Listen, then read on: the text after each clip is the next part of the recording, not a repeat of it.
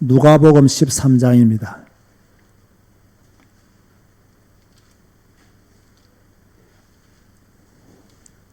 1절에서 5절 말씀을 읽겠습니다. 그때 마침 두 사람이 와서 빌라도가 어떤 갈릴리 사람들의 피를 그들의 제물에 섞은 일로 예수께 아뢰니 대답하여 이르되 너희는 이 갈릴리 사람들이 이같이 해 받음으로 다른 모든 갈릴리 사람보다 죄가 더 있는 줄 아느냐? 너희에게 이르노니 아니라. 너희도 만일 회개하지 아니하면 다 이와 같이 망하리라. 또 실로암에서 망대가 무너져 치어 죽은 18사람이 예루살렘에 거한 다른 사람보다 죄가 더 있는 줄 아느냐? 너희에 이르노니 아니라. 너희도 만일 회개하지 아니하면 다 이와 같이 망하리라. 아멘. 오늘은 무한한 가치이신 그리스도. 제목이 조금 생소할 겁니다. 무한한 가치이신 그리스도.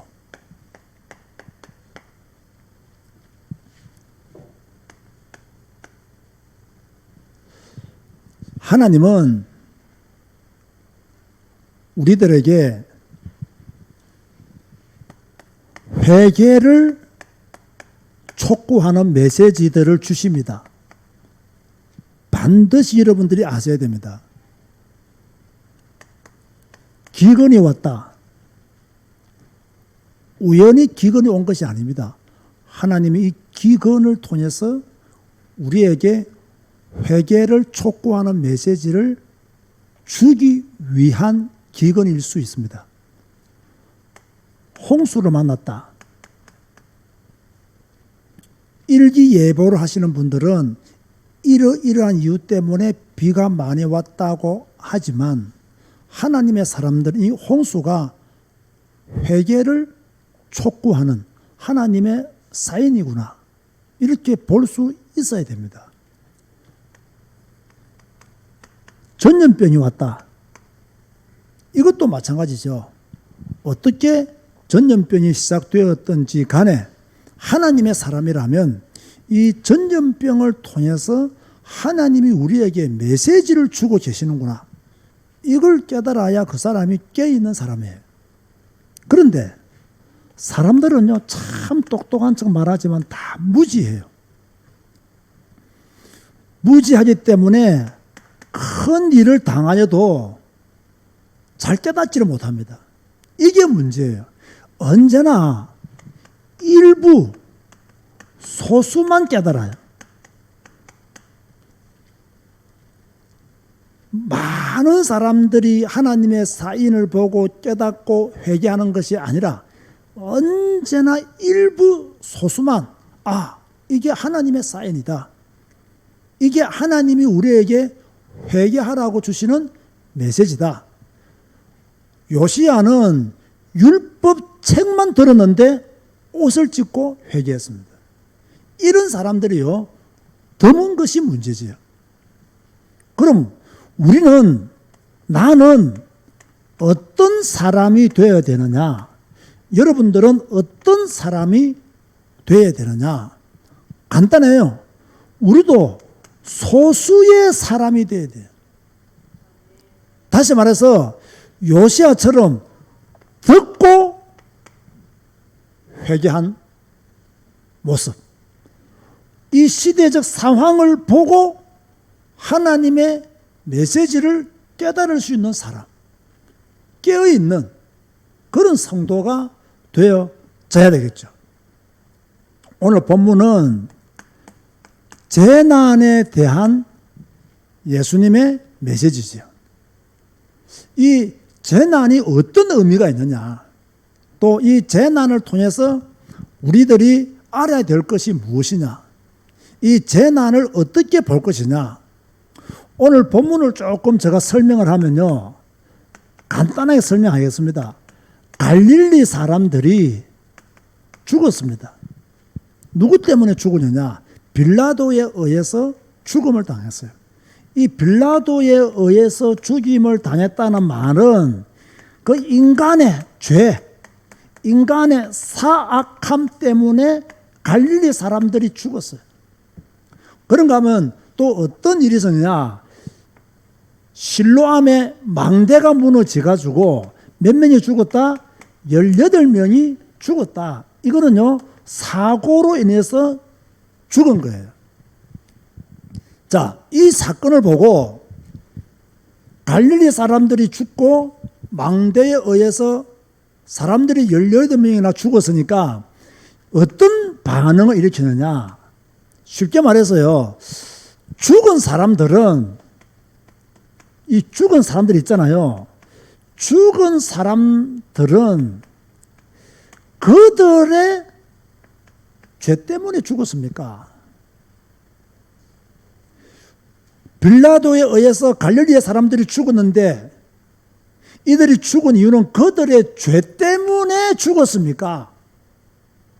실로암 망대가 무너져서 18명이 죽었는데 그때 죽은 사람들은 그들의 죄 때문에 죽었습니까? 라고 예수님에게 물어보았단 말이에요.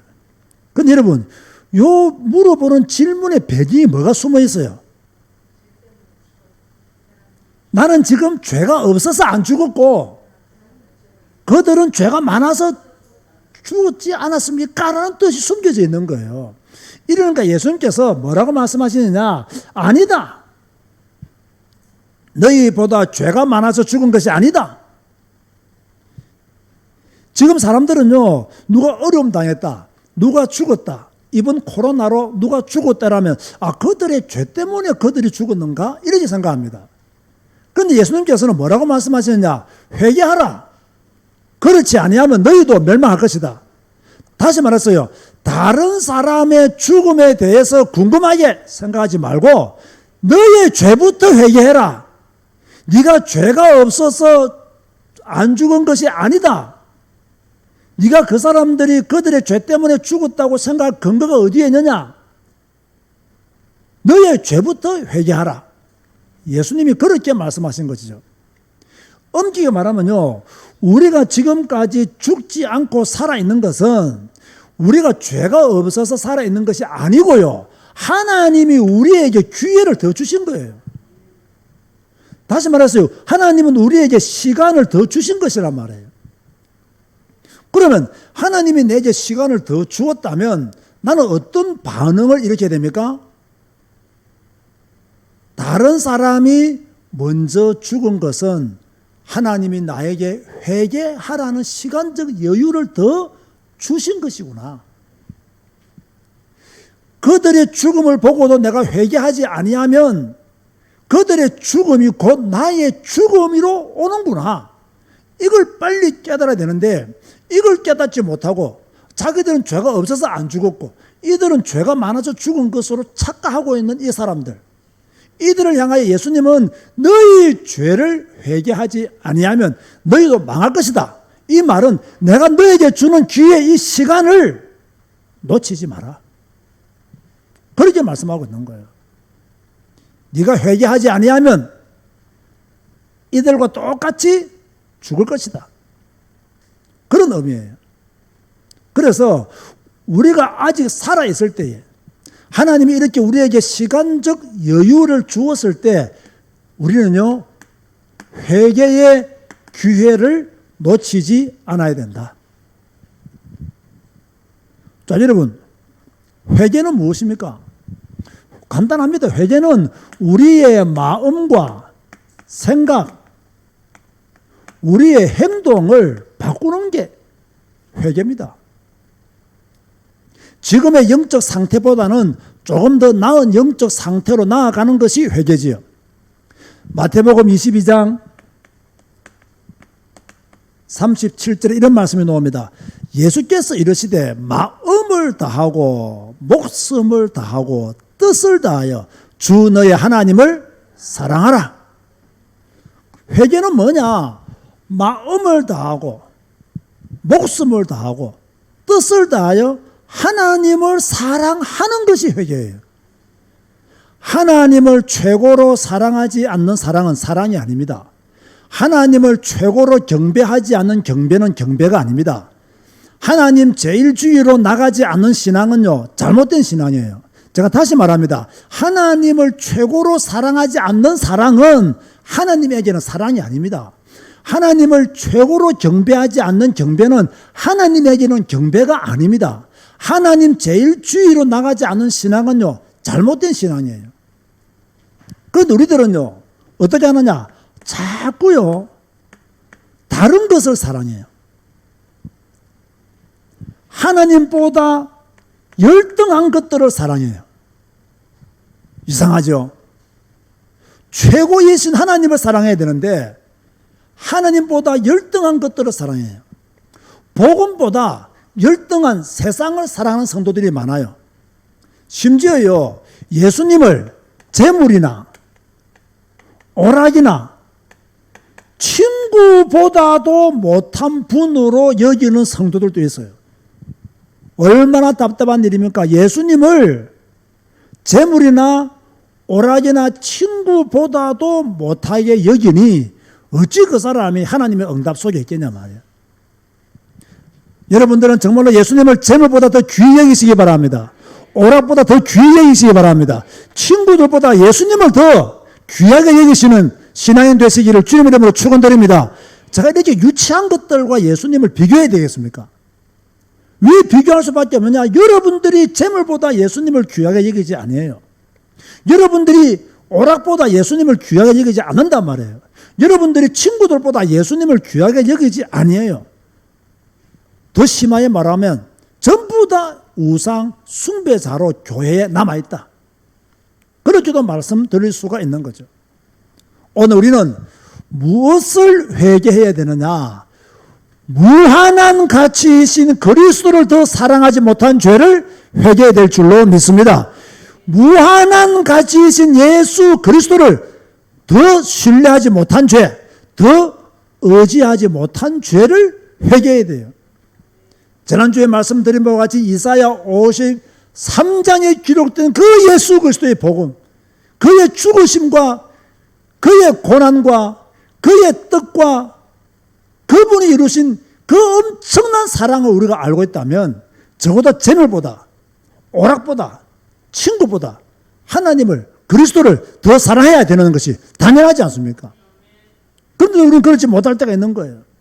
그래서 반드시 기억하세요. 무엇을 기억해야 되느냐?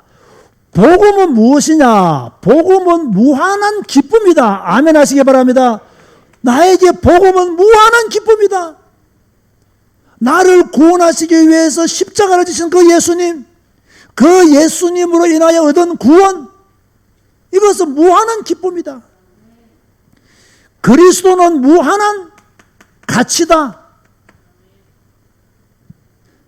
이 무한한 기쁨과 무한한 가치를 이 세상이라는 시궁창에서 우리가 말입니다, 놓치면 안 된다는 거예요. 예수님은 무한한 기쁨이잖아요. 예수님은 무한한 가치이잖아요. 그런데 이 무한한 기쁨과 무한한 가치를 재물보다도 덜 귀히 여기고 오락보다도 덜 귀히 여기고 친구보다도 덜 귀히 여긴다는 말이 되느냐 말이에요. 그 이사야 53장의 그 진한 복음의 그 보혈의 피를 안다면, 이 복음의 무한한 은혜와 무한한 가치와 무한한 기쁨을 안다면 어찌 재물보다 못한 그리스도로, 오락보다 못한 그리스도로, 어찌 친구보다 못한 그리스도로 여기며 살 수 있냐 말이에요. 하나님은 지금 여러분에게 무슨 기회를 주고 계시느냐? 회개의 기회를 주고 계신다. 그죠? 다시 말합니다. 여러분이 살아있는 것은 이들보다 죄를 적게 지었기 때문에 살아있는 게 아닙니다. 하나님이 여러분에게 시간을 주신 이유는 회개하라고 시간을 주신 거예요. 여러분이 지금 살아있는 이유는 회개할 것을 하나님은 기다리고 계신다는 거예요. 하나님은 우리가 그리스도를 더 의지하도록 이끄십니다. 자, 지금은 진짜 위기의 때잖아요. 이 위기의 때에 하나님이 우리에게 주시는 메시지가 분명히 있다. 그 메시지가 뭐냐? 너희는 세상 것에 만족하지 마라. 이걸 주고 있어요.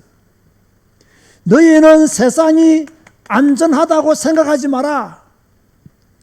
너희는 세상에 무한한 가치가 있다고 생각하지 마라. 바이러스 하나 왔는데 세상이 확 바뀌었습니다. 여러분 잘 생각해 보세요. 지금까지 여러분들은 세상이 안전하다고 생각했잖아요. 근데 여러분 세상이 안전합니까? 지금 우리에게 위협을 가하고 있어요. 사람과의 관계가 깨어지고 있고요. 이동이 자유롭지 못합니다. 기침만 해도 모든 사람들이 놀라고 두려워합니다. 지금 불안한 세상이에요. 이 불안한 세상을 사는 그리스도인들은 누구를 더 의지해야 되느냐? 그리스도를 더 의지해야 된다. 이 메시지를 하나님이 지금 여러분에게 주고 계시는 거예요. 그런데 오히려 그리스도를 더 의지해야 될 시간표에 그리스도를 떠나는 분들도 있어요. 그리스도 안에 안전이 있고 그리스도 안에 미래가 있고 그리스도 안에 행복이 있는데 지금 이 불안한 세상 가운데서 그리스도마저 떠나는 성도들이 있어요. 참 답답한 일이죠. 바울은 참 멋진 믿음의 고백을 했어요. 위기의 때에 바울은 무엇이라고 고백을 했느냐? 고린도후서 1장 8절에서 9절에요. 우리가 아시아에서 당한 환난으로 살 소망이 끊어졌다. 마치 사형 선고를 받는 줄로 알았다. 근데 우리가 이렇게 환난을 당하고 소망이 끊어지고 사형 선고를 받은 줄로 알았던 모든 이유는 우리가 우리를 의지하지 아니하고 내가 내 자신을 의지하지 말고 오직 죽은 자를 살리시는 하나님만 의지하게 하게 하심이라. 내가 이렇게 환난 당한 거, 살 소망이 끊어진 거, 사형 선고를 받은 것처럼 그렇게 죽을 지경에 이르는 것은 나를 의지하지 말고 나 자신을 의지하지 말고 오직 죽은 자를 다시 살리시는 하나님만 의지하게 하시려고 하나님이 그렇게 하셨다. 사랑하는 성도 여러분, 믿음의 사람은요, 절망의 때에 하나님과 함께하는 힘을 가져야 돼요. 위기의 때에 주님과 함께 사는 비밀을 가져야 돼요. 소망이 끊어졌을 때 임마누엘의 축복을 누릴 줄 알아야 돼요. 지금 여러분 위기지 않습니까? 많은 어려움들이 있잖아요. 많은 시련들이 있잖아요. 지금 직장이 위험한 그런 분들도 많이 있어요. 이미 직장에서 이번 사태로 쉬게 되는 그런 분들도 있어요. 이 위기의 때 뭐 해야 되느냐? 딱 그리스도를 더 의지하고 절망 가운데 소망을 가지고 하나님과 함께하는 힘, 그 힘을 그리스도인들은 가져야 되는 것이죠. 자, 그렇다면 이번 바이러스가 주는 의미가 무엇일까? 이번 바이러스가 우리에게 주는 메시지가 무엇일까? 이번 바이러스를 통해서 하나님은 무엇을 계획하신 것일까? 저는 아무리 생각해도 잘 모르겠어요. 잘 모르겠지만 제가 수요 예배 지금 몇 주간 계속 이런 설교를 하고 있는 거죠. 여러분이 잘 한번 들어보시고 다시요. 다시 한번 더 여러분에게 주시는 메시지가 무엇인지를 한번 찾아내 보세요. 와서 예배 드리고 듣는 것으로 만족하지 말고요. 하나님이 이 바이러스를 통해서 혹시 내게 주시는 메시지가 무엇인가? 저는 이런 생각을 해봤습니다. 저 개인적인 생각입니다. 이번 바이러스를 통해서 하나님은 진짜 믿음의 사람과 가짜 믿음의 사람을 구별해 내시는 것이 아닌가? 진짜 예수 믿는 사람과 가짜 예수 믿는 사람을 구별하시는 것이 아니냐? 참 예수쟁이와 예수쟁이인 척하는 사람을 구별하시는 기회로 하나님이 이번 사태를 만드신 것이 아니냐. 지금 코로나로 인해서 교인들의 예배 출석률이 줄었다고 하죠. 물론 생방송으로 예배를 드리는 분들도 있기 때문에 줄어든 것으로 보일 수 있습니다. 문제는 그게 아닙니다. 모든 목회자들이 교인 숫자가 줄었다고 해요. 여기서 목회자가 교인 숫자가 줄었다고 하는 이야기는 생방송으로 예배 드리는 교인들을 말하는 게 아닙니다. 아예 교회를 떠났거나 출석하지 않는 교인들이 많아졌다는 거예요. 자, 생방송으로 예배를 드리시는 분들은 피치 못할 사정으로 예배를 드리시는 분들이에요. 이해가 되죠? 그러나 숫자가 줄어들었다, 교회를 떠났다는 말과는 전혀 다른 말이거든요. 그렇다면 이것이 사실이라면 하나님은 무엇을 하실까? 알곡과 쭉정이를 가려내고 있지는 않을까? 다른 말로 가라지를 뽑는 기회로 이번 바이러스를 사용하시는 것이 아닐까? 자, 이게 맞다면 우리가 뭐 해야 됩니까? 우리는 회개해야 됩니다. 이게 맞다면 깨어서 하나님께로 더 가까이 나가야 됩니다. 왜? 하나님께 가까이 하는 자는 복이 또 됐잖아요. 그러니까 이 위기의 때에 요시야처럼 율법 책만 읽고도 옷을 찢고 개혁을 일으킨 그 당사자처럼 우리도 누구께로 돌아가야 되느냐? 하나님께로 돌아가야 되는 거예요. 저는 이게 이번 바이러스가 우리에게 주는 메시지가 아닐까? 왜? 하나님은 회개의 메시지를 반드시 주시거든요.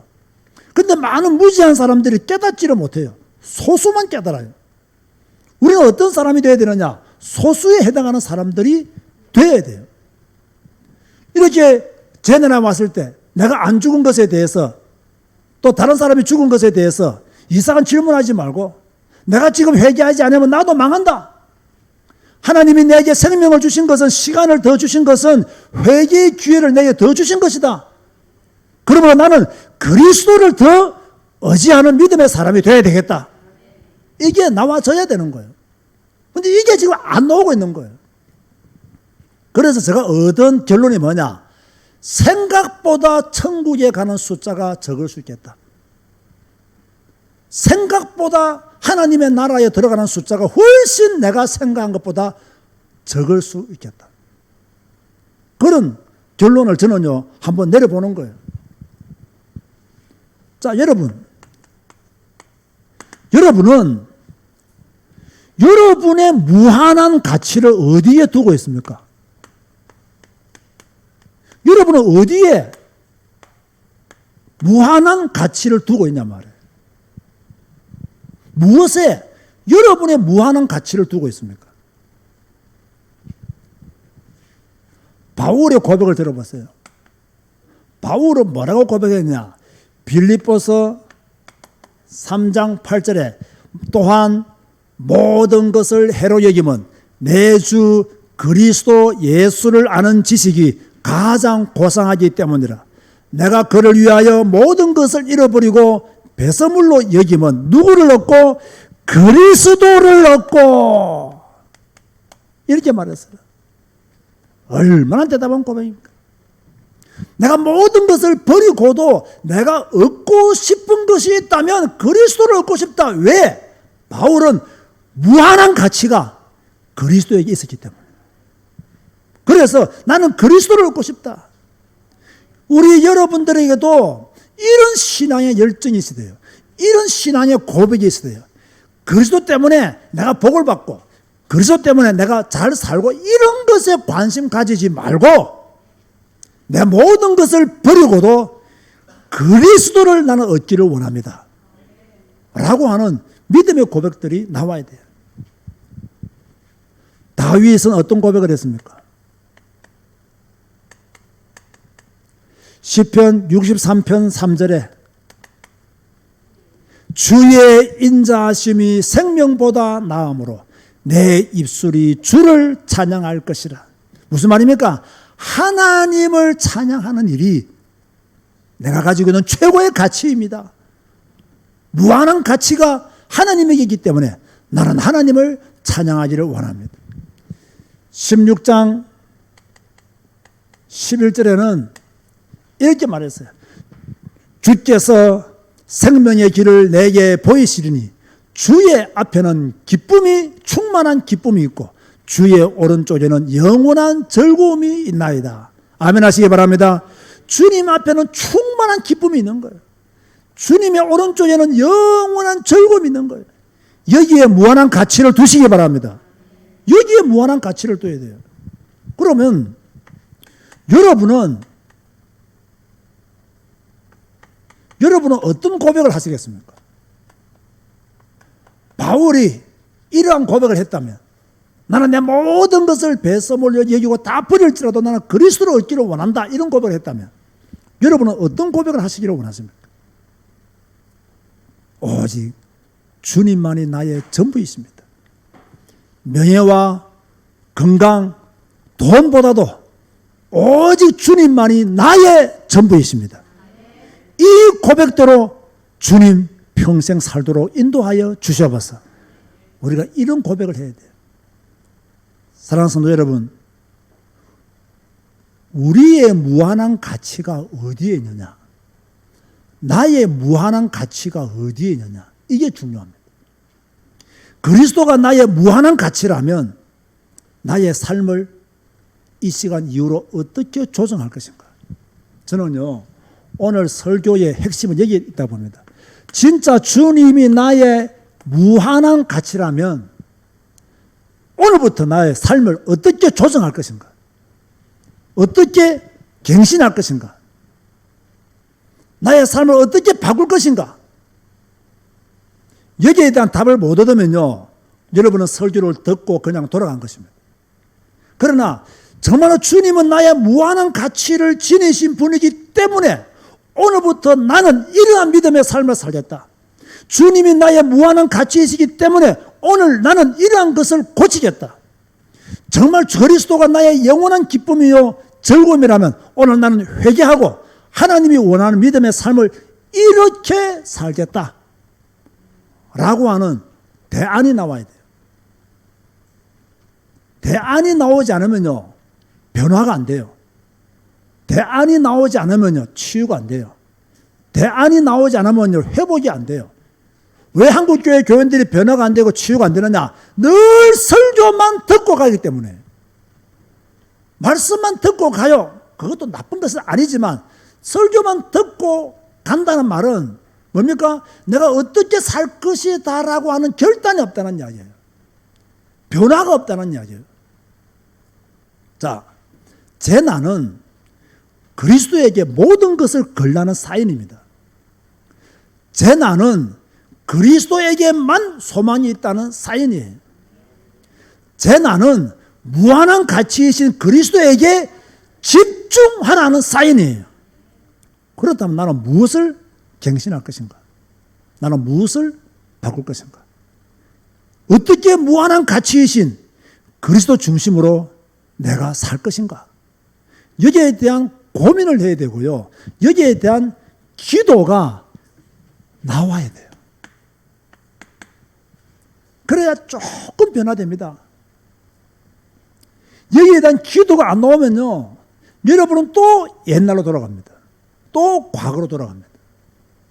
오늘 이 말씀을 듣는 모든 성도님들, 오늘 제목을 꼭 기억하세요. 무한한 가치이신 그리스도. 이것을 내가 진짜로 믿는다면, 내가 이것을 올바르게 신앙 고백한다면 나는 오늘부터 어떻게 살 것인가? 나의 예배 생활을 어떻게 조정할 것인가?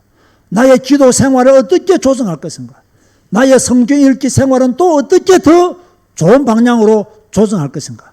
나는 전도하고 선교하는 삶을 어떻게 살 것인가에 대한 답을 가지고 여러분의 삶을 재정리하는 기회로 삼으시기를 주님의 이름으로 축원드립니다. 기도하시겠습니다. 주님 감사합니다. 무한한 가치를 지니신 분은 오직 예수 그리스도 한 분뿐이신 줄로 믿습니다. 하나님은 우리에게 회개를 촉구하는 메시지를 주셨습니다. 이것을 놓치지 않도록 하시고 재난에 대한 예수님의 메시지를 기억하고 내가 먼저 회개하는 성도가 되어지게 하여 주옵소서. 하나님, 회개의 기회를 놓치지 않도록 하여 주옵소서. 하나님, 정말 무한한 가치를 지니신 그 예수 그리스도 이름으로 온전히 주님께 나아가고 그분으로 인하여 즐거워하는 믿음의 삶을 살게 하시고, 특별히 무한한 가치를 지니신 주님이 원하는 믿음의 삶을 만들어 가시도록 역사하여 주옵소서. 예수님의 이름으로 기도드리옵나이다.